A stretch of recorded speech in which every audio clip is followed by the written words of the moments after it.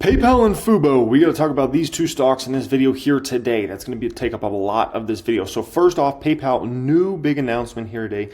PayPal stock closed today at the highest it has closed since July of 2023, so over a year ago now at this point in time. And look at the divergence.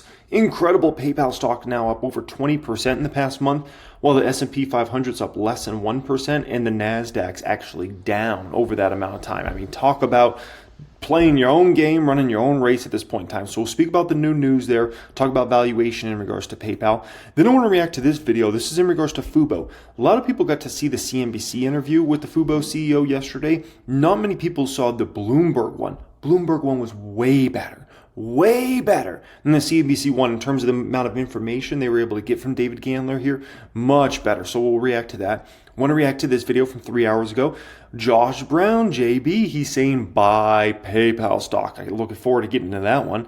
SoFi's Liz Young, who's definitely, I would say, for the last couple of years has leaned on the bearish side, just to be quite frank. I've reacted to so many of her videos the last 2 years and just been somebody that's leaned to that side, right?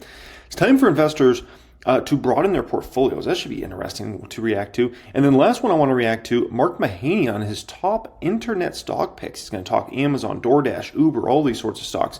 Appreciate everybody joining me as always. Thank you so much for being here. Thank you everybody that smashes that thumbs up button. Thank you everybody subscribe to the channel. We are at, I don't know, I think we're getting close to 50,000 subscribers or something like that. So appreciate y'all being here. New all-time high. So PayPal, obviously massive divergence between PayPal stock and what's actually going on in the market, right? Which is phenomenal to see, because you got to think, PayPal's up 20%, right? Well, the NASDAQ's gone down. What would it be if the NASDAQ had gone up, right? I think that's a fair question. Like, what if the NASDAQ had gone up 3% in the past month? Then how much is PayPal up? The fact that it's doing this well despite everything definitely shows you Wall Street's starting to understand this story. They're starting to understand this stock. This is huge, right? Obviously Fubo, this one's starting to beast quite considerably here recently. 5-day on Fubo, this baby's up 51%. Absolutely extraordinary in regards to that. We'll speak about PayPal in just a moment, but yeah, PayPal, I mean, the divergence here is substantial.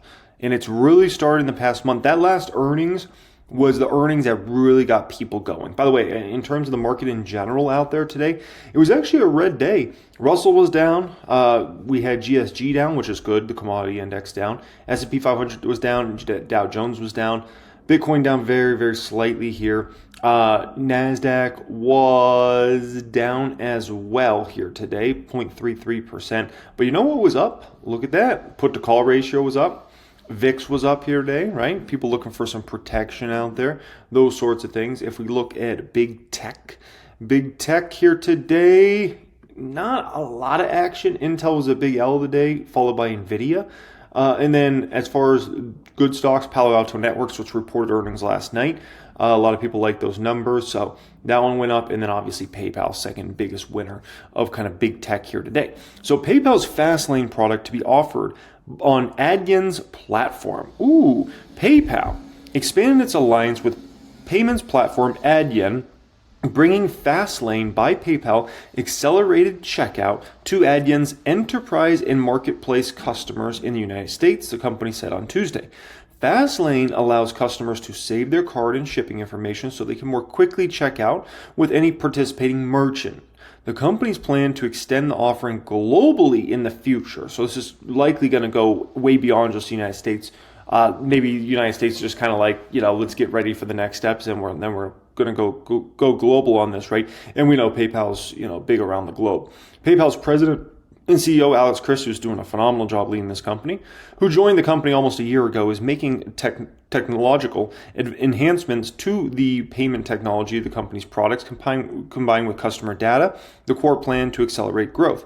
Adyen's customer base and relationships with enterprises make them an ideal first Fastlane payment processing partner, said Alex Chriss in a statement. This strategic partnership aligns with our goal to make PayPal available everywhere customers shop globally. In addition to increasing Fastlane by PayPal's reach, Adyen and PayPal will continue to explore solutions that enhance customers' journey and drive value for the enterprise value, right?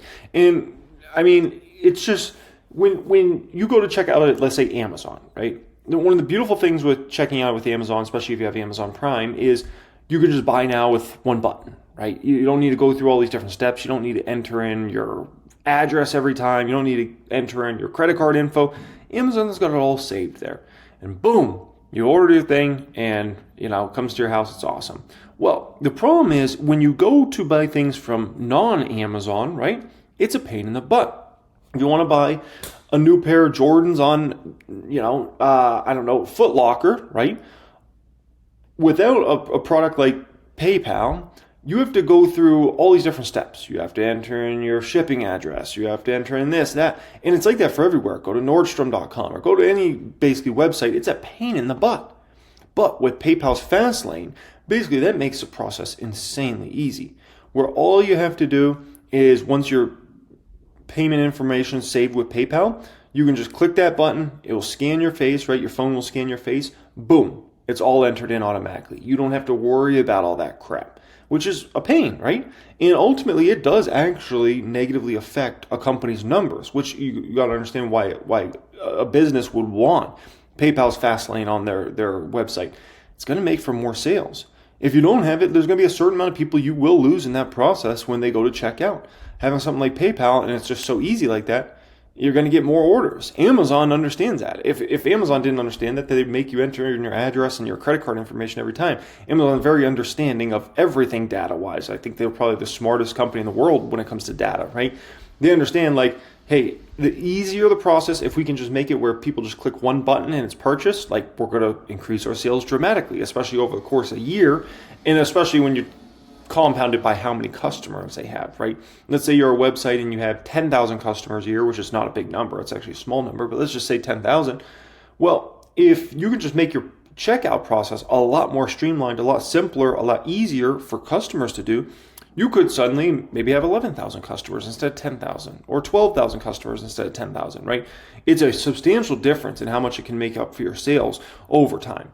So now in regards to PayPal, one of the other reasons I love this stock is also the valuation on this stock is so dang cheap. There's no reason PayPal, given the growth rates this company's been putting up, which have been very strong, there's no reason a company like this should be trading at these sorts of forward Ps and 2-year forward Ps. This stock, given the growth rates of this company, given the business model, how sticky the product is, how well the company's been run, especially over the past year, there's no reason why this company shouldn't be commanding something with a 20 or a 30 in front of it when it comes to a forward P with these growth rates. To trade down here, this is like super value stock territory for companies that grow revenue by like 2, 3, 4%.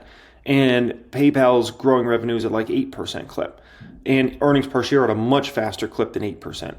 So there's no reason the valuation should be down here. And that's going to have to come up. And that will come up. And that's just one of many reasons why PayPal stock is set up tremendously well. So great to see them executing on this. Alex Chris is really focused on making PayPal's product a much stickier product, a much more integrated product with businesses, companies. His experience at Intuit, I think, is going to show to pay off handsomely well over time. Intuit's really tied in with small businesses, and I think he's going to really get PayPal tied in with small businesses and mid-size and large businesses, which is going to bode very well for PayPal's overall service, right? Because you got to remember, it's PayPal, it's Venmo, it's the Braintree side as well. And really, he's making a whole ecosystem around them in payment. So I love this overall. Let's go ahead. Let's jump into Fubo now, which this stock is starting to skyrocket up. So let's go ahead and react to this. Here. Now, there was one analyst, Laura Martin of Needham, who says that the injunction has a 75% chance of killing off Venue. What do you think? What do I think? Thank you for asking me that, ma'am. I would say my personal opinion is this is like a 90 to 95% chance of killing off Venue. And the reason being is you got to understand the way the legal system works. Now this is going to go to another court. That judge did a phenomenal job of getting as much relevant information from everybody she needed. So she could just kind of like wrap this up, and when they take it to another court now and try to appeal this, if they do, which, by the way, a lot of people are assuming they're going to appeal. We don't even know if that's going to happen. But let's say they do actually go through it with an appeal process. Good luck. Good luck getting this overturned, given how professionally this federal judge took this and all the information she took, the testimony, all that, to get this overturned now, I'm just saying that's going to be difficult, extremely difficult to get this overturned. So my personal opinion is this is like a 90-95% killer for Venue. And the same way if Fubo had lost that, I would say it was an extremely low probability Fubo would then be able to take it to another court and win because of how well that judge did in everything. I think, from my perspective, the most important thing is that the consumer is the big winner today. The joint venture attempted to deprive consumers of choice and affordability. It attempted to eliminate competition and manipulate pricing. And I think the evidence was quite clear, given that the bar is so high, and we're just happy the judge has agreed with us. So it's likely that Venue will make its case again before the court. What are you going to be doing before then? Because it's not clear how long this injunction will last. Well, we don't have a date yet set for the trial, which could be in 2025 or 2026. Fubo today is focused on the fall sports calendar. We're not focused on any potential appeal. Pun intended, ball is in their court. Keyword potential appeal. We don't even know if Venue is going to try to appeal this, to be quite honest. I mean, they could, but it's going to cost a lot of money, right? And who's going to pay that money? Well, it's going to have to be all three sides, Disney, Fox, Warner Brothers. Let's say one of the sides doesn't want to appeal it. They're like, listen, we lost, this isn't going to work out. Then what are the other two going to front the money for all the legal fees to probably not win that as well, right? I don't know about that. So remember, there's no such thing as a free lunch. So if they want to spend a ton more in legal fees, it's coming out of somebody's pocket here. There's no such thing as a free lunch. So we'll continue to focus on our business and continue to achieve profitability as we have forecasted in 2025. I am curious, David, too, about the structure. I love how they keep doubling down, tripling down on the profitability for 2025 because that's what I want to hear. As a Fubo shareholder, this is what I want to hear. It's clear as day they're bringing down those losses quarter after quarter after quarter after quarter. And it's great to see, but we also love to see not only the numbers, but then that verbal confirmation from the management team of focusing on getting to profitability in 2025. That's because let's be honest, why did Fubo go down to $1? Why did it go down to $1? A very simple question. There's one reason and one reason only. People thought Fubo was going to go bankrupt. That's why. That's the only way you go down to become $1 stock or below is if people think you're going to bankruptcy, right? Now that Venue can't launch, right? Now this makes a situation where the chances already go down substantially. Now with Fubo getting closer and closer to profitability, that takes your chances of going BK down substantially. So the two main factors you had are both looking like they're going away. Venue, which was a scary, what's going to happen here, right? And then additionally, the losses are all getting brought down. So what do you have left at that point in time? Then you don't have anything. So then you end up like an Honest stock, right? Which Honest stock got all the way down to $1. People thought bankruptcy. That went away, and over the next year, it went to $4, right? And that's what we're going to see happen here, in my opinion, in regards to Fubo now at this point in time, where let me pull back up my stocks, and you can kind of see the move that Honest has made over the past year. So Honest went from, it got all the way down to, around Halloween, it was scary. It was so scary. It got all the way down to $1 and, what is that down there? Oh my gosh. It was like $1.10 or 20 or something like that, right? And now the stock, it was ridiculous how low that stock went. And since that time, the stock's up, close to 300%. And it's gone from $1 and change to now $4 plus. Don't be surprised if Honest is, next thing you know, is $10, $15, and not too distant in the future here. And so that's what happens when you go from, we thought you were going bankrupt to, you're not going bankrupt? Another good example is honestly Carvana. Carvana, and that's one I'm shocked didn't go bankrupt. This is a crazy one. Carvana stock. Oh my gosh, look at the past year for Carvana, 282%. But it got so bad with Carvana for a while there, right? In 2022, a lot of people thought Carvana was going bankrupt. And I understand, for good reason, right? Going into 2023, and look at Carvana stock up 3,000%. That's incredible. When you it's a scary thing investing in companies that, there's a decent probability it could go BK.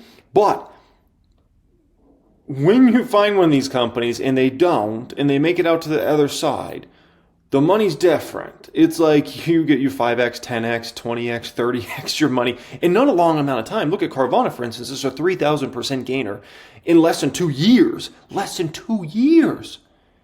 People can't make 3,000% over their entire life, right? Wow, incredible. That Vino deal. There was some discussion, I guess, based on the reporting coming out of the hearings that led up to the ruling. This idea that they were asking, I don't know if it was specifically you, but they were asking some of the rivals that they would, in addition, if they wanted the sports programming, they also had to take additional programming as well. Is that true? Yeah, that's correct. I think one of the arguments that we were attempting to make is that not only were there excessive above market rates that we were dealing with, excessive penetration rates, which is the number of subscribers that gain access or have access to each of the networks, which obviously comes at a higher cost. But it's also the bundling of unwanted channels to access must-have sports programming. Those are the... Let me answer a very important thing before we go further here with David Gandler, because I got to get this one off my mind, because I have heard some people say it. Not very many people, but a few people said, and I'm like, I don't think they understand how the legal system works or all those sorts of things. So some people were saying, since Fubo did this and they sued, Warner Brothers, Fox, Disney, ESPN, right? Okay, those companies should then just refuse to give any content to Fubo, right? Would that not be collusion? You think that's going to be a good look for those companies? They were going to say, you know what, Fubo, we're not giving you any rights to ESPN or any of this stuff anymore. We're going to charge you such an insane rate, it's ridiculous, right? They could do that, and they're going to end up in probably a way bigger lawsuit than what they're in right now, right? That's going to be a really, really bad look if they're holding out from other companies. And remember, this is a different industry. This is an industry that's seen as kind of more like people should have rights and access to sports programming, right? And so it's seen more as a right of the people. It's not like it's some, niche kind of thing. Like the football game's a big deal all around the United States of America. So to in any way impact, so a lot more people couldn't see that or do any sort of collusion would be, I'm just telling you, you would end up in a way bigger lawsuit for those companies in that sort of situation. So wouldn't be an intelligent decision for them to go that sort of route, because Fubo's going to come suing left and right, and they're going to have more ammo than ever. So that would be ugly. Of unwanted channels to access must-have sports programming. Those are the sort of key elements of the trial. And again, we believe that we're able to provide the judge with sufficient and credible evidence for her to, judge in our favor. I'm just going to play devil's advocate for a second, David, because when we look at sort of the legacy cable TV bundles, there was sort of baked into that almost a certain degree of exclusivity, a certain degree of you come to us or you don't get it at all. And obviously they're trying to extend that to a certain extent to the streaming side. But if that was okay then, and I'm just talking legally okay, I know consumers hated it, but if that was okay then, why is this not okay now if it's simply because it's online? Well, it's not that simple, and it's not because it's online. The problem is that we have attempted to put together a skinny bundle of channels to offer to consumers since 2015. And at every turn, we have been denied the opportunity to do that. And in this last negotiation with Warner Brothers Discovery, we asked for the same terms as this joint venture was able to receive. And obviously, we don't have a deal with Turner TBS, nor do we have a deal with Warner Brothers Discovery. So really, this is about keeping it for themselves and not creating enough access across the ecosystem. Exactly. And from my understanding, these guys actually made a big screw up. When I say these guys, I'm talking about the Disney, Warner Brothers, Fox side from the legal side. Because I believe there's something that they said when they were kind of going through this trial around, well, if these guys want access, they could just, ask for access to doing some sort of sports-related bundle, skinny bundle, blah, blah, blah, right? Whew. Okay, now you open up the door. So now that you said that, now you actually have to do it. Fubo says since 2015, according to David Gandler, they've been trying to do something like this, and they haven't been able to. Well, now if those guys said, oh, well, all they have to do is ask, we can do something like that. Oh, boy, now you open up the door. So now Fubo might, in the next year or two, be able to actually launch a product similar to the Venue, which could be a $50 under package with just sports-related channels, right? Now what you're going to do, you're going to try to block that, right? You could try to block that. You're going to probably end up in another dang lawsuit. So, I mean, it's... These guys made a lot of mistakes they made a lot of mistakes on the legal side. And I think any lawyer, any good top-tier lawyer could break this down and be like, yeah, they made a lot of mistakes on that side. It's incredible. To be clear, David, why didn't they take, I mean, if you said you offered the terms that they were asking for, do you have any sense that they articulate why they didn't take it? Well, again, I think you said it very well. I mean, they sell the complete bundle. They want to package in channels that are difficult for them to sell individually or separate from sports programming. And I believe that there's been sufficient evidence, and perhaps some of that information has been unsealed, that they feel that they have significant leverage over a distributor when they're able to package together the sports programming. So give us a sense of what you're thinking in terms of what Fubo does next, its next iteration. Is there a future in which Fubo only offers perhaps a sports-only package as well? Yeah, well, I think the key word is as well. I think the idea for us is we're continuing to focus on our super aggregation strategy. We want to be able to attract customers at different price points across the demand curve, everything from, free services all the way up. I'll call it the fat bundle, as we called it throughout the trial, which is a more expensive, $80, $85 plus package. But there's a whole set of content packages that we feel that we can offer from zero to the fat bundle that we think consumers will really take advantage of. And they may take advantage of it at different times throughout the year, given what premium programming is available on a seasonal basis. So There's a huge opportunity here, and we're not in the App Store business, we're in the super aggregation business. Have you had any talks, David, about adding, say, Disney Plus or Max to your streaming offering, to those fatter bundles or fat bundles, or is that pretty much a non-starter right now? Well, we've obviously have asked in the past.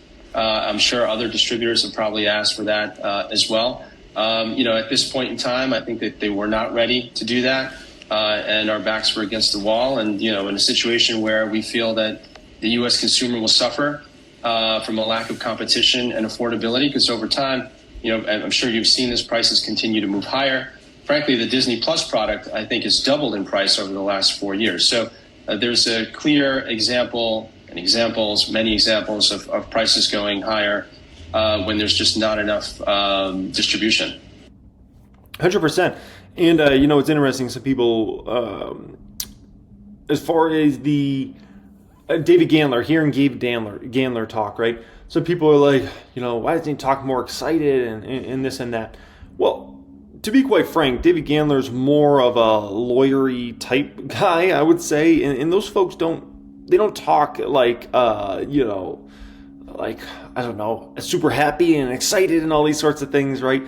And so he's in a brutal industry, which takes brutal negotiations. You got to understand, a company like Fubo's always having to try to negotiate with all these different companies, right? And do these deals, and it's a brutal business, and it's filled with negotiations constantly. And if it goes, if certain things happen, you have to take it to the legal side, right? And so, brutal industry, and just, I think when you're in that sort of industry, you're not going to be the most excited, happy guy. That's all I'm going to say about that. It's a brutal industry, because we know Disney wants top dollar for all their stuff. Then they're going to try to hold back stuff from you. We know Fox is going to do that. Warner Brothers is going to do that. It's brutal, man. Alrighty, next one up here. Josh Brown buys PayPal. Since the August 5th lows.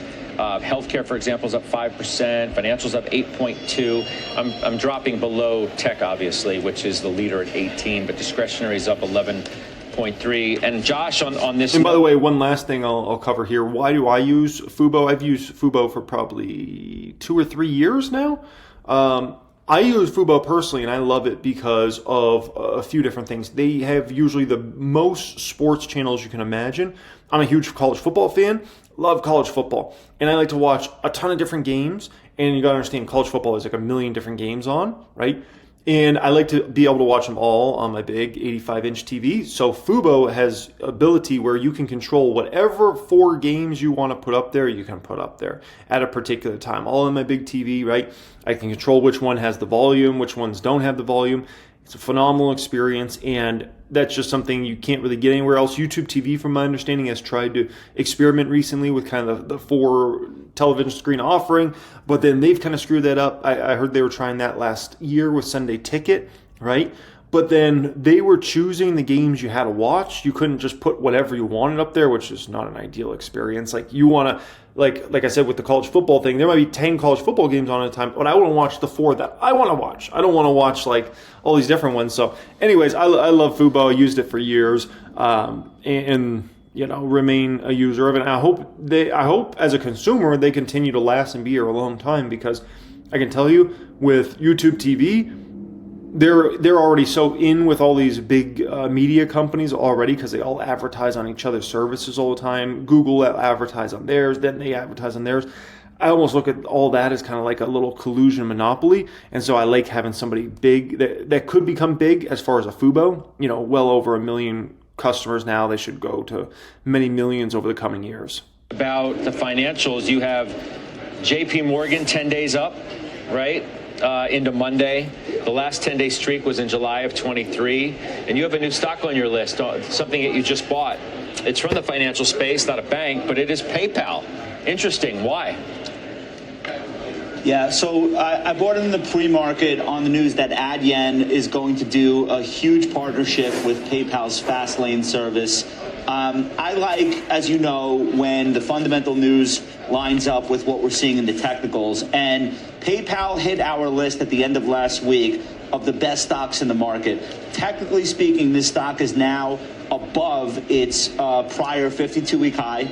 And it's been a really long time since there's been anything positive to say about PayPal. That's true. And I have lost money in this name before, so think twice before you follow me into it. But they have a new CEO, and the new CEO is making incremental moves to improve the fundamentals. We've seen that in the last couple of quarters, and now we're starting to see big partnerships, and I think that's why the stock has been breaking out. The other thing to keep in mind is Apple. I mean, really the only people that have made money in PayPal stock are people like myself that have been buying the stock heavily over the past year. Let's be very clear. If you had been buying PayPal stock before really the past year, you've lost money on that stock, right? 2022, 2021, 2020, 2019, 2018, like all those previous years, if you had been buying PayPal stock, you were a money loser. If you've been buying in the past year, let me know in the comments section if you're somebody that's been buying in the past year, you're likely profitable on PayPal. You're likely starting to make really good money on this stock. But so, you know, I think that's just a little food for thought in regards to PayPal. As with all things in the stock market, you know, the time you buy in is very important in this game, right? When the valuation says go, go, go, you gotta go, go, go.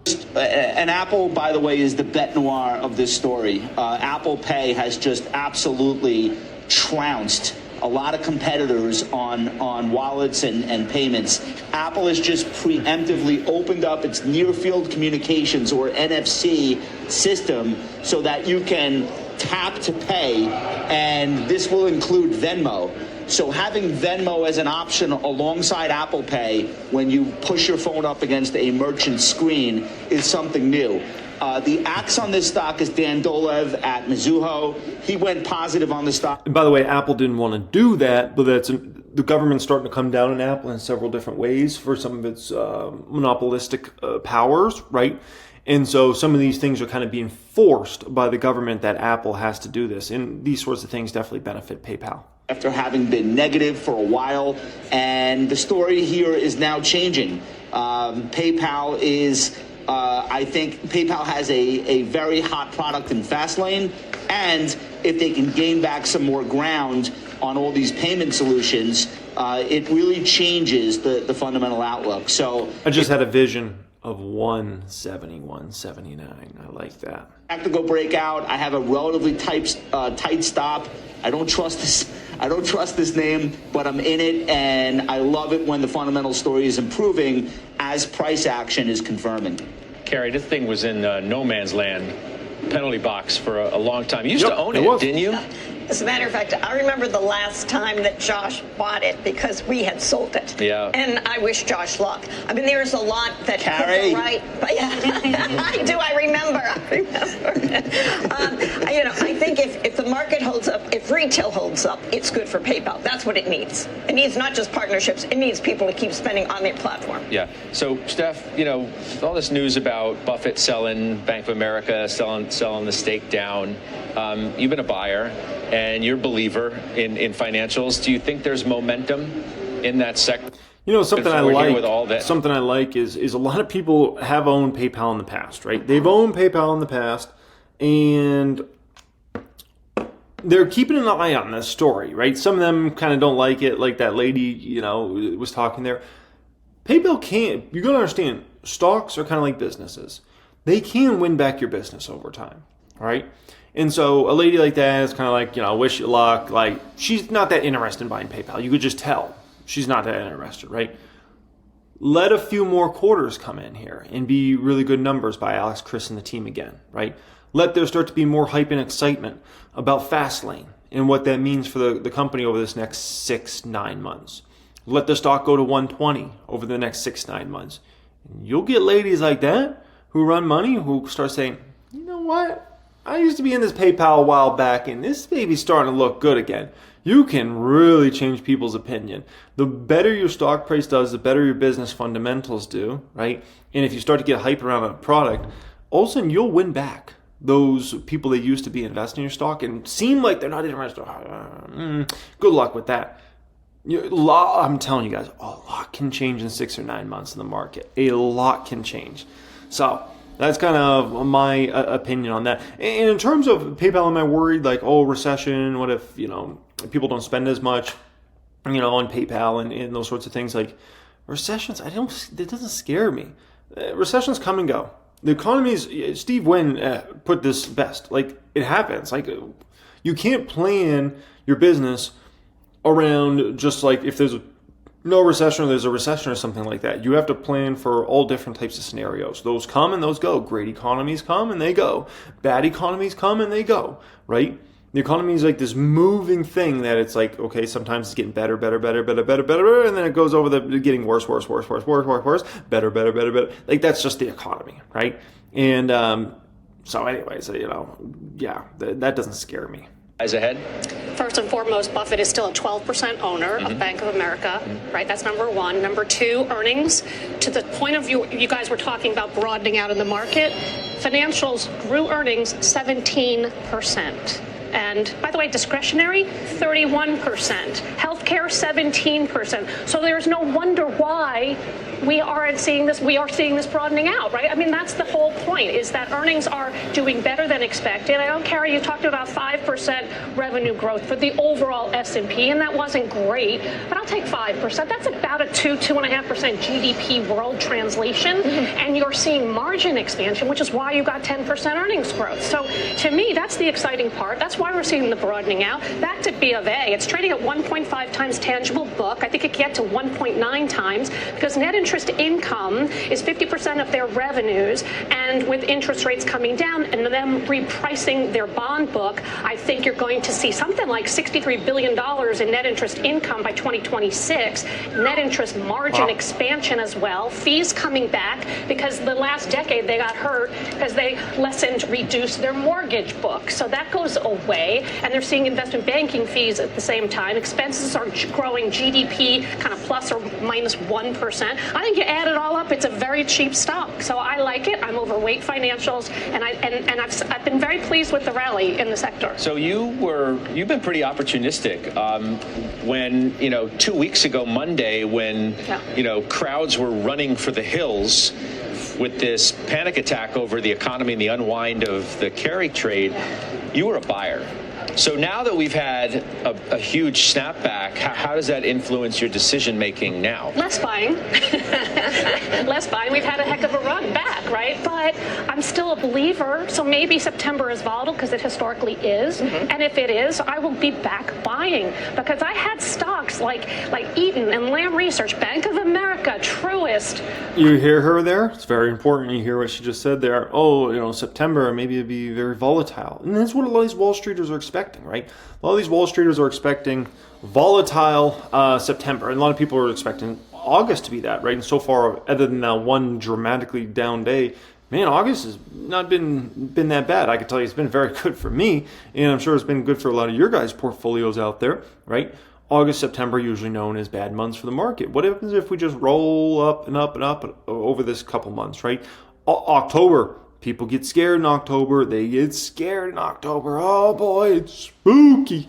That's always a talk in the market, right? October can be such a scary month. What happens if that's not? What if we roll August, September, October? I'm just interested to see where these Wall Streeters go if that happens, because I don't think anybody's anticipating. Everybody's expecting like this big down move in the market, right? September, October. And what happens if that doesn't happen? Then what do you do going into November, December? Especially if you're underperforming the indexes that your fund is against, or your ETF or whatever, right? Let's say you're underperforming the S&P, if that's your benchmark, right? What do you do going into November, December if we rally if we have an overall rally? Not every day is going to be a rally, right? But what if you had an overall rally? August, September, October, right into rate cuts. What do you do then, right? If you're underperforming the market, then you just got to go max risk on November, December. Maybe that's when the market drops down, right? I don't know, man. It's a weird situation. Not enough people are, even the bulls are talking like, well, maybe September I'll buy some stocks. Maybe stocks will go down then. That's kind of what she's alluding to, even though she's a bull in the market. I don't know, man. It freaks me out when bulls are kind of counting on the market to go down to go buy more stocks, because then I'm like, is that really going to happen? If the bulls are scared? Or I don't know, man.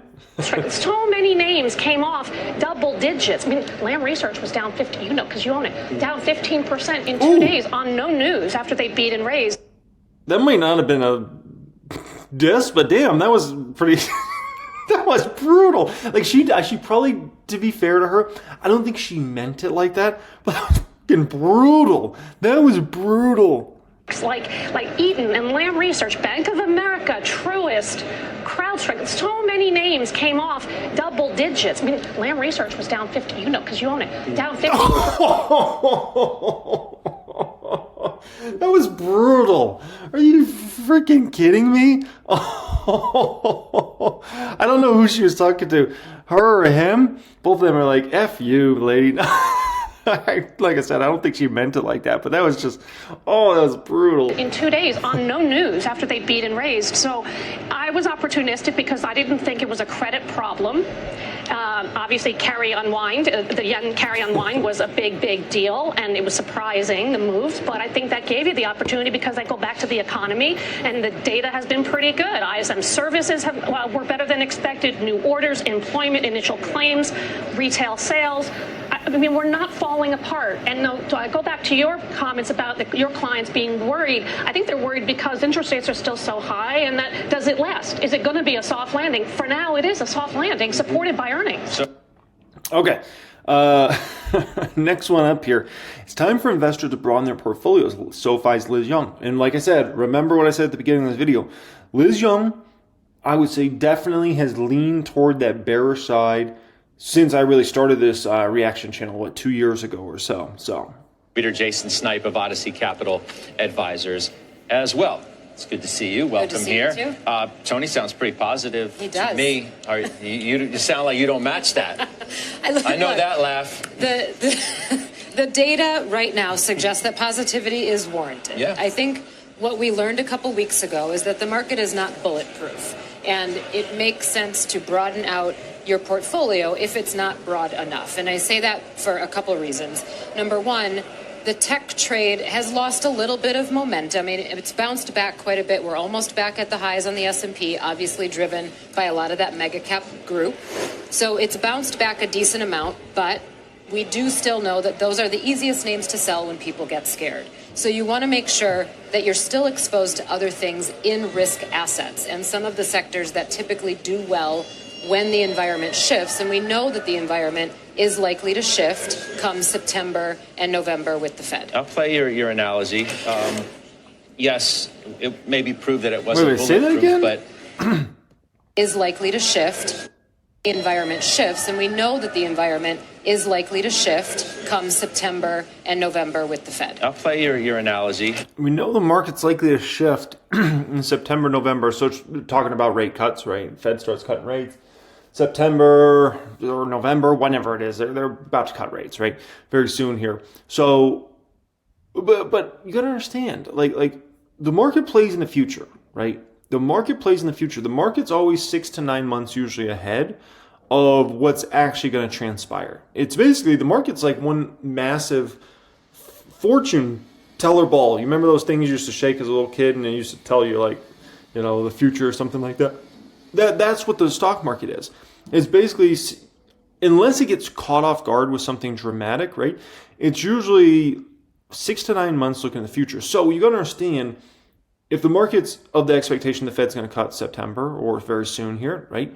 Well, it already started making that move when? Well, the heck, the move actually started way back in October, November of last year. The market saw the future, right? Oh, Fed's likely to cut rates. Look at how well the Russell's done for really the past 10 months. Pull up a 10-month chart of the Russell Wilson. I'll pull it up for you. And look at how well the market's done. Why? The market looks to the future. It looks to the future. It always happens. So let's pull this Russell up. Let's pull up a 1 year here and look at where this baby's gone. You know, here, October 30th, end of October, right? The Russell's way down here. It's like 1,600 or so. We can get rid of these S&Ps and we can get rid of the Qs here. It was down right around Halloween. It's down to 1,600, right? And since then, it's exploded up to 2,100. And who knows, by the time they actually cut rates, I mean, who knows where the Russell will be? Will it be 2,400, 2,300, 2,500, 2,600? I don't know. We'll see. But that's what happens. The market looks to the future. So if you're expecting some massive change in the market for the next 6 to 9 months after the Fed starts cutting rates, don't necessarily expect that because the market already knew that was going to happen, right? So if you want to position into, let's say, small caps and some of these more risk-on plays after, you know, a month, 2 months, 3 months after the Fed starts cutting rates. So let's say they make their first cut middle of September, let's say, for instance, right? And here it is, October, November, December, and you decide to start buying small caps. You're just very late to the game. Doesn't mean you can't make money. You're just very late to the game. If you're buying, you know, a few months after the rate cuts have already started at that point in time. So, yeah, and they would definitely be late to the game. Yes, it maybe proved that it wasn't bulletproof, but what if it has a bulletproof vest? And what if that is this still good economy, still good earnings, still hanging in consumer, and rate cuts that we haven't even had yet? So rate cuts are not typically something that the market celebrates throughout the cutting cycle. We might celebrate it as they're... True. Great point. You could celebrate it as you're about to cut rates and then shortly after, but not necessarily 6 months down the road, 9 months down the road, 12 months down the road after that. So that's a great point by her. And then in the beginning of it, but then as they continue, if the data slows down to a point that people start to get nervous, and I think we've seen that markets have gotten nervous when data comes in cooler than we expect now, which is a tone shift.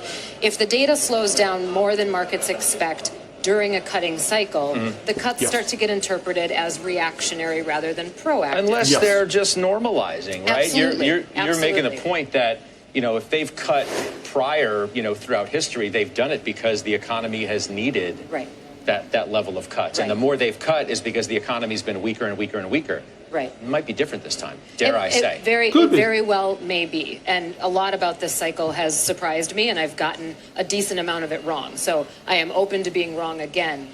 But what we have to remember is that I appreciate that. I told you guys she's been leaning bearish for 2 years. I wasn't making that up, man. If you watch me on the reaction channel, and we've reacted plenty of times, SoFi Liz Young, and she admits there she's gotten a lot wrong over this past 2 years. If you've leaned, let's just be honest, you've leaned bearish over the last 2 years, you've been as wrong could be, because the market has been a great place to be for the past 2 years, right? And specifically, obviously, tech stocks.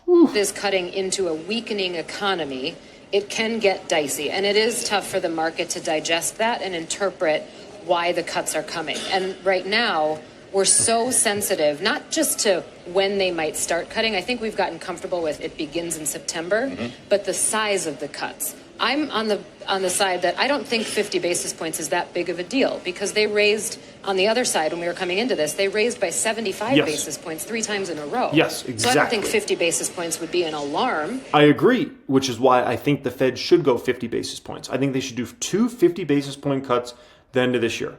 Do one middle of September, one the middle of November, and call it a year. Take it down 100 basis points, and then let's see how that data starts to come in, the holiday sales start to come in and whatnot, right?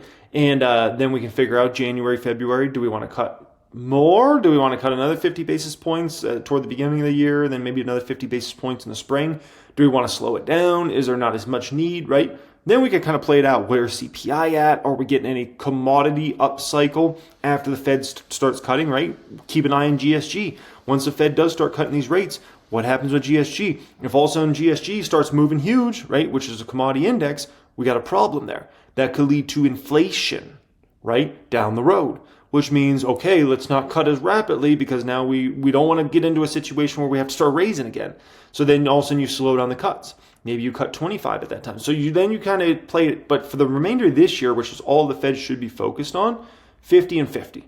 Cut us 100 basis points, get us down to 4.25 to 4.5, then we can talk. But I think the market would be a bit alarmed by that. So I think really more so we're going to have a digestion issue as we work through this. And even if we do secure a soft landing. And there's plenty of people already talking about 50 basis point cut. And because there's such a massive divergence between the Fed funds rate and CPI right now, it makes sense to do at least 50 basis points. I mean, remember, CPI is now in the twos, right? High twos. Fed funds rate right now is 5.25 to 5.5. There's a huge divergence. Fed funds rate is significantly above CPI. Usually it should be reversed.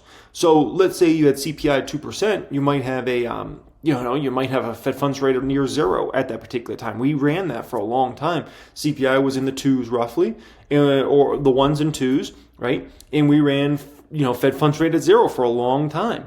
So right now we're kind of in the reverse situation, which is natural when you've been freaked out by inflation for several years. Is going to contradict at different levels. Some of it's going to be slow, some of it's going to be hot, and the market's going to have to react to that. And we're very reactive right now to every little piece that comes in. Okay.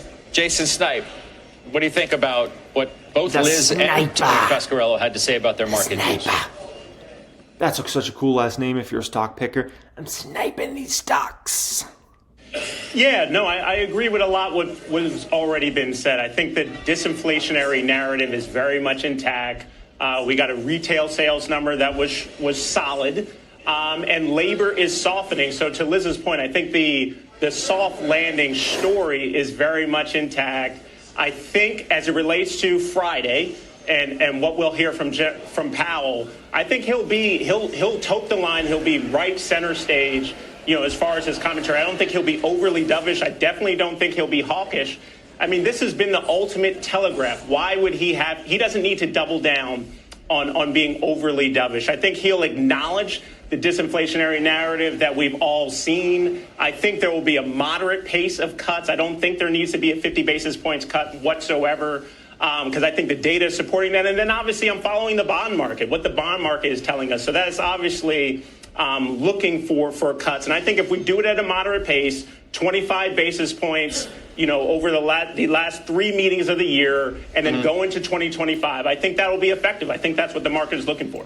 No, I don't think so. And the reason I'm also thinking they're going to go 50 is when you heard there was some sort of throwaway comment Jerome Powell had last time he spoke around, well, if we cut 25 basis points, what would it matter? Something like that, right? Which kind of shows me, I think they want to go bigger than 25 when they start cutting rather than, and remember, when they started raising rates, they didn't go nearly fast enough. That's why they had to start rushing to 75s. So I do believe Jerome Powell and the Fed is kind of like, hey, if we're going to start moving in a direction, let's definitively start moving in that direction. Let's not baby it, because that's a mistake they made on the other side. So let's say they start just lowering 25 basis points, and let's say this economy starts falling off the rails. Oh my gosh, is that going to be a nightmare? Because then people are saying, why were you only lowering 25 basis points at a time? It was clear there was a massive divergence. Inflation was done. We slayed the dragon. And you guys, with the highest Fed funds rates we've had in multi-decades, you guys went 25 basis points at a time? You even said yourself, like, what change is that going to make, right? So the reason they got in that emergency last time, they started with 25, and then all of a sudden they're like, oh crap. And then they started having to bump it up 50. The next thing you know, 75, 3 straight times because they were in emergency. Right? It's going to look really bad if they start out doing 25 basis point cuts. Economy falls apart. And next thing you know, they got to do 100 basis points. They got to cut 200 basis points on a Sunday night or something like that. It's going to be a disaster for their credibility. If you want to talk about Jerome Powell then getting recognized as the worst Fed chair ever, that would be the situation. Because then people would say, you let inflation go out of control. You didn't start raising rates nearly fast enough, right? And then if you screwed up this other side and they say you weren't lowering rates nearly fast enough, you caused a massive recession, unemployment to go to 10%. Oh, brutal. That's why they need to get out there, start cutting. There's no reason not to. What's the reason not to? If you were scared about inflation and inflation hadn't been slayed yet, then you could say, okay, that's the reason. CPI's in the 2s. There's no reason not to be scared. GSG's doing nothing. Oil's doing nothing. So you have all the ammo to start going 50-50 at the end of this year. I mean, if we're at 5,600 now on the S&P, what seems reasonable to you between now and the end of the year? For me and for the market, if the Fed ever has to cut rates or raise rates 75 basis points or more, that means they're in panic mode. Always remember that. 50 basis points means like they're, in a definitive move in a direction that they want to signal to the market and they want to go somewhere. 25 basis points is kind of like, we're a little unsure about this, so we don't really know. 75 basis points and above is they're in panic mode, right? And they were in panic mode 3 straight times, obviously in 2022, raising interest rates to 75 basis points. They don't want to get into panic mode. 50 is like the perfect number in my personal opinion. Action looming. We've got to get through more earnings between now and then. We have to figure out this cutting cycle. And we're going to obviously watch the trajectory of both the economy and the consumer. Well, I think we could see another 5%. If I turn to earnings, what we've seen already this quarter, 95% of the S&P is already reported. We're at 10.8% earnings growth, which is very solid. And I think it continues to get revised higher going forward. So I think we could easily see, 4 to 5% growth from here, which I think would be a solid return for the year. Again, it's been a great year thus far. A lot of, to your point earlier, Scott, a lot of it's been priced in terms of monetary policy. But I do think we end higher, as it relates to the price action for this year. How do you answer that question? 5,600 now. What's then? So I think the other thing that we learned in the correction that we had a couple weeks ago is that afterwards the market needed good news in order to bounce back. So I think now in order to get back to those highs and surpass those highs, I think it's absolutely possible, if not probable, because we're pretty close and the momentum is here. Mm-hmm. In order to surpass them, we need that good news. And I think that good news can come in the form of what Jason just said, which is retail earnings. We had a good start with Walmart on a big lens into the consumer, which was strong. What I think we need to hear from other retailers, particularly those this week, is the same theme, that they're not worried about a huge slowdown in consumer spending for the remainder of the year. We need to hear that guidance is at least solid, if not improving, and that we're not supposed to be worried about the consumer, because that was the thing that was going to break the whole thesis. This is good, though, right? That good news is good news again, Absolutely. And bad news is bad news. Absolutely, because before it was very we had this confusing. warped. Hold on. Yes. Okay, looks like Toll Brother earnings are out. Looks like Toll Brothers stock is moving up. Ooh, that's good. I really want that one to have a blow. Oh, this could work so perfect. So Toll Brothers, it looks like earnings are good. I'm going to listen to that conference call tonight. So what I want to happen with Toll Brothers, right? That stock's already right around all-time highs right now. Let's go to my home building watch list here. Where are my home builders at? Home builder watch list, or is it my real estate watch list? Let me see here. Housing stocks, that's what I have it under. So, Toly Moly, where's my Toly Moly at? There it is. All right, Toly Moly, right around, pretty much all-time highs, very close to it. It got all the way up to like 142 right there. I really want Toly Moly to have a blow-off top here to 150 to 200 over this next couple months. And I think it's a possibility, right? Let's imagine a scenario here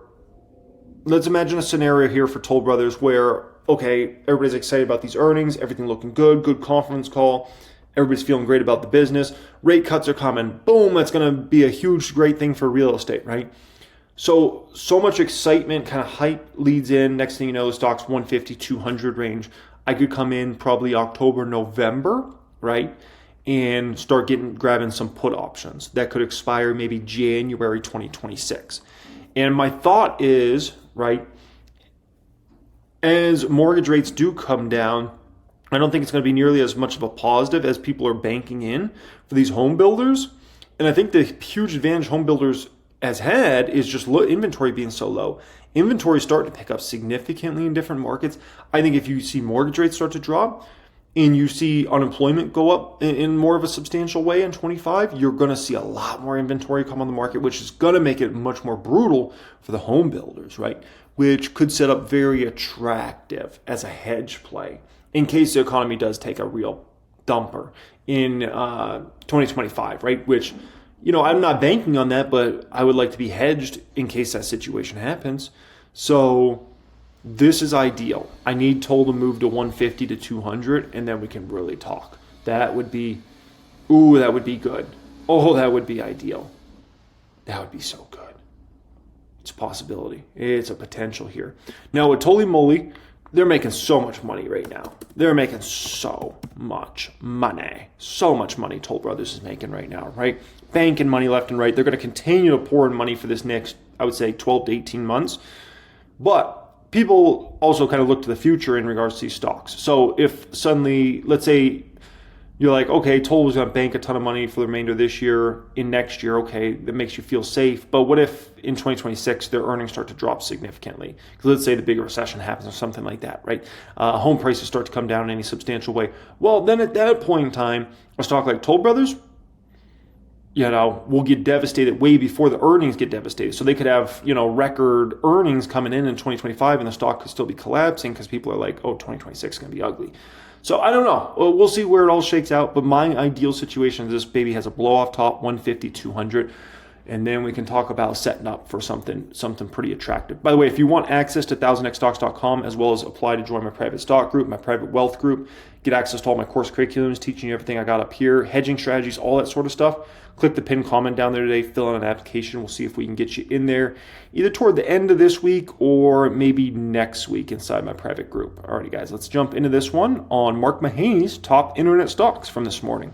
Net stock picks, Amazon and DoorDash replacing Alphabet and Shopify following second quarter results. Join us now with more in his report. Shopify, that's a lovely stock. You can't get out of that one, baby. Come on. Mark Mahaney, Evercore ISI, head of internet research, and this is in the wake of the second quarter. I guess the first thing we can say is the internet is more important than the fax machine. Paul Krugman, what year was that? Was that I don't remember exactly what year that was. I don't remember either, but that sounds like a factually true statement. So after this earnings report, I think we can just put that to bed once and for all. It has been a pretty big trend, the internet in all of our lives. You're making some moves. Is there some overall change in your view on the whole sector after the second quarter results? Yeah, let me try this. I had two takeaways. One is, do we get more soft or hard landing data points? And I looked at all these companies, whether they were travel names, retail, advertising, delivery, mobility. There's a whole swath of names in there. I think they more guided you towards a soft landing than a hard landing. There were some issues in there, some of the travel names in particular. Yeah. But most of the names had pretty consistent fundamentals, and some of them had fundamentals that actually materially improved, even those consumer names like a Netflix and a Spotify. So I sort of thought the takeaway was more soft landing than hard landing. The second one is, Is anybody showing a return on all of this AI spending? Is there an ROAI? And I think if you look hard enough, you can find that evidence. If you look at Meta, if you look at Amazon, if you look at Google, the three biggest spenders that are spending, I don't know, 150 billion in capex capital expenditures every year on AI, I think you're starting to see these returns. AWS growth acceleration, Meta being able to improve its products and its user experience and seeing rising usage and rising return on ad spend. So I think you're starting to see the evidence come in that they're getting a little bit of a bang for all of those bucks they're spending on AI. It is a little bit of a bang. Like you're turning, dollars into digital nickels and dimes type of. Yes, but to be fair, Miss Becky Quick, to be fair, that's usually how the tech industry rolls, right? That just is usually how it goes. At first, you don't make crap. Remember, all these companies lost a fortune for the longest time when they were first building their businesses, right? Google did from what I remember back in the day. Meta certainly lost a fortune when they were building out their business in the early days. Amazon, same exact situation. All these companies were Uber, he's going to talk about Uber in just a moment, huge money loser for the longest time. All these companies, massive money losers. Massive money losers. And then they started to make money. And then they started to make a lot of money. And then they started to make disgusting amounts of money that people thought this was never possible, that companies could make this much money. Like, they're really this profitable? So these tech companies understand this game.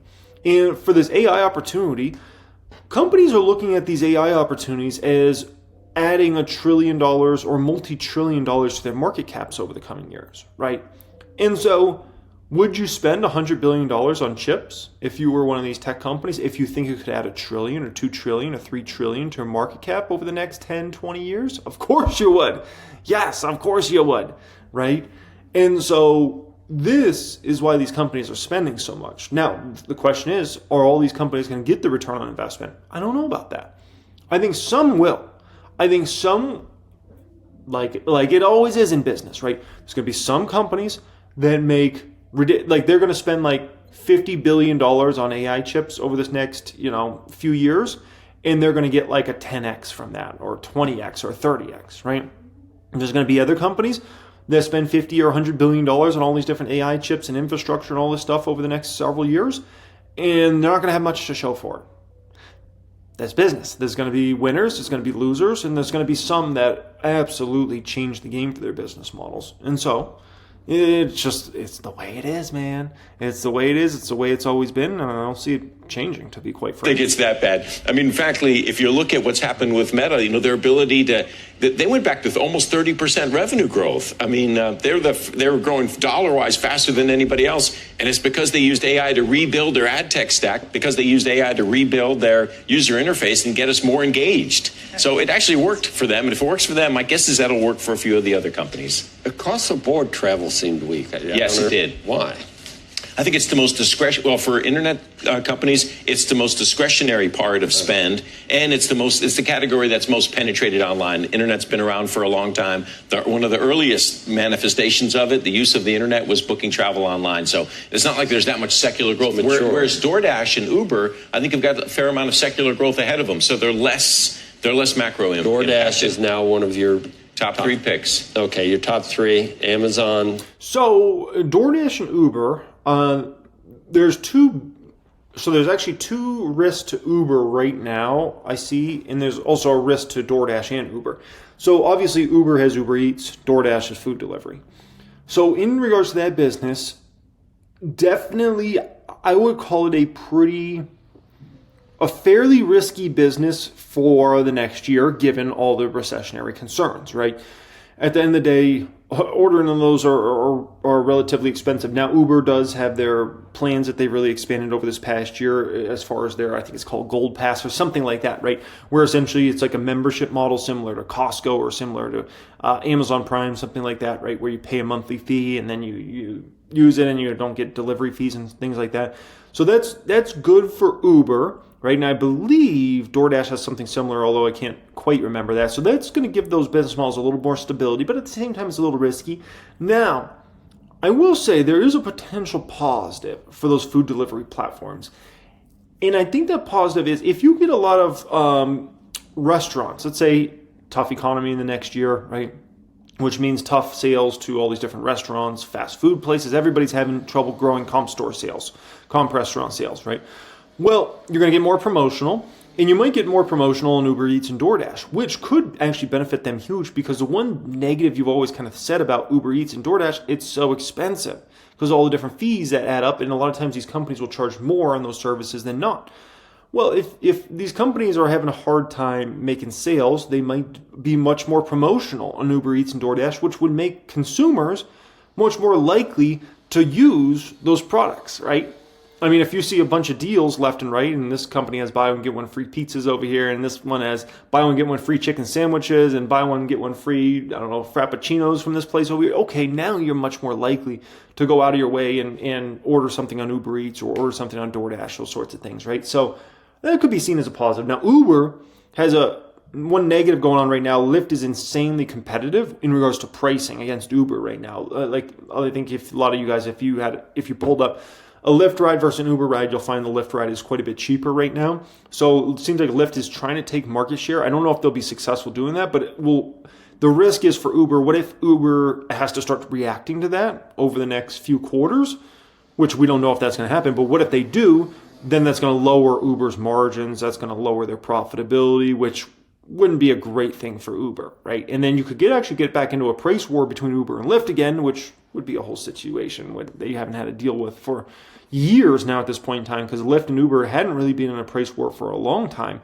But if now we're going to get back into that, that's going to scare a lot of people away from Uber, right? DoorDash and Uber. And scare away from the stock specifically I'm talking about. Uber, even with the robo-taxi concerns, I still like Uber. I think we're going to look back on this 2 or 3 years and say that Uber actually won from the emergence of robo-taxis. And I know this is going to take a long time before we see robo-taxis roaming around Manhattan, but we're seeing them in San Francisco, so just wait.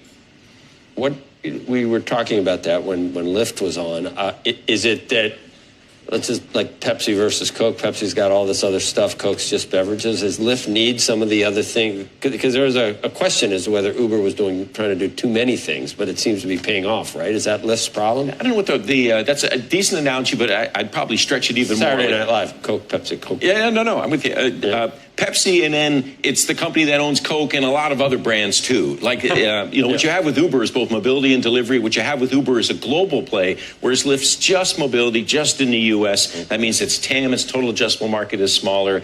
You don't normally make money investing in the number 2 player. Now, there may be a lot of trading opportunities around Lyft, but I don't think it's a long-term investment vehicle. I'm on the sidelines on the stock. I really like Uber here. I think it's also very cheap versus its cash flow. Yeah, Lyft is kind of a little bit like, reminds me a lot of like Snapchat, just to be quite frank, of kind of like one of those companies that you're like, somebody should buy them out. And don't be surprised if Lyft ends up getting bought out by somebody over time. Like, could Lyft get bought out by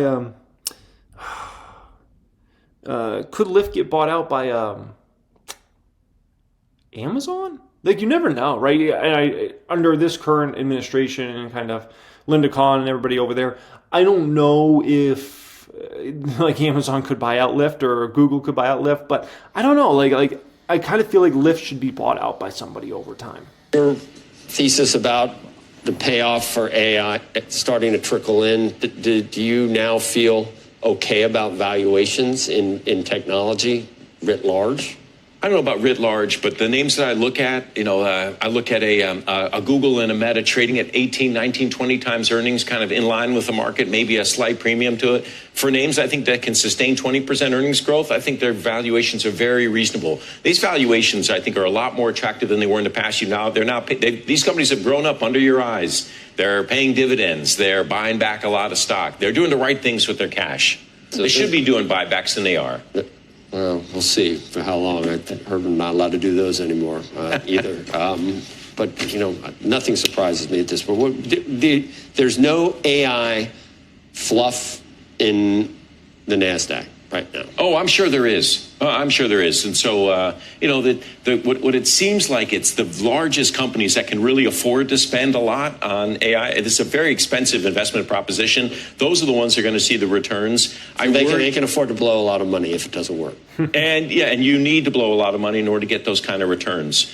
So I think that metaverse, right? That's why I was thinking metaverse, and then everybody was like, no mas, no more spending on this. Well, we have yet to see the reduction in metaverse spending. I think a lot of investors, including me, would like to see that. They're losing $17 billion a year on metaverse. Bring that down. It should be like $5 billion. It's fine to invest in these long-term projects. You're paid to do that, make these long-term bets. It's just sizing the bet to the opportunity. AI, though, the improvements that we're seeing. Listen to what Walmart said last week about how much productivity was improved by AI.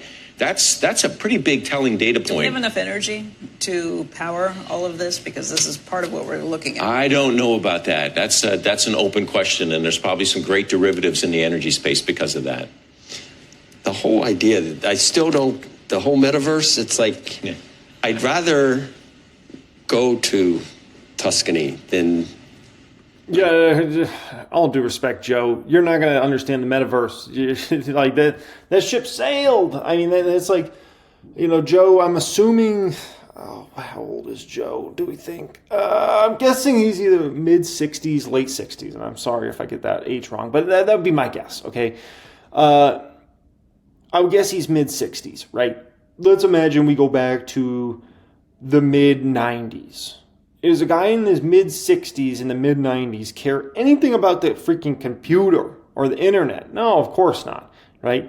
The only ones that were really adopting some of the computer technology and internet stuff back then were, guess who? Like kids. And so kids actually like this metaverse stuff. They actually think it's fun. They play all types of video games in there and stuff with other kids and stuff. So it's great for them. The younger generation is what adopts the new technologies, and the older generation just doesn't, and that's fine, right? But will my kids use metaverse a ton after their kids when they're older? Probably. I wouldn't be surprised at all if they're working in the metaverse and doing all types of things. Pictures, right? Yeah. Is that ever... No, I think... Who's going to live in the metaverse? It seems like a very small number of people. Yeah, it might be famous last words. You'd be surprised. Don't be surprised if 5-10 years from now, I'm not even talking 50 years from now, 5-10 years from now, people, instead of doing FaceTime, like traditional FaceTime we do now, don't be surprised if people do a metaverse type experience and it feels much more real than in a much better experience than let's say FaceTime is, for instance, right? Because maybe you could kind of be in the same space and those sorts of things, right? Or imagine the headset's much easier and it feels like you're sitting next to your friend watching a football game or a basketball game or things like that. I think there's going to be a lot of use cases that are going to come up over this next 5, 10, 15 years. They're going to surprise a lot of people. And the ones that are really going to adopt the technology is going to be the younger generation, as it always is. And then if it gets big enough, then the older generations will start to come in and use that as well, right? So, all right, guys, appreciate you joining me as always. Thank you so much for being here. This is maybe the longest video in the history of this channel. I think it is the long. So, hey, I think you were here for the longest video in the history of this channel. I appreciate y'all being here. Thank you so much, as always. If you're looking to apply to join a private stock group, private wealth group, get access to 1000xstocks.com. Pin comment down there. Click on that. Fill out an application. We'll see if we can get you in there at the end of this week or maybe next week, okay? Much love and have a great day.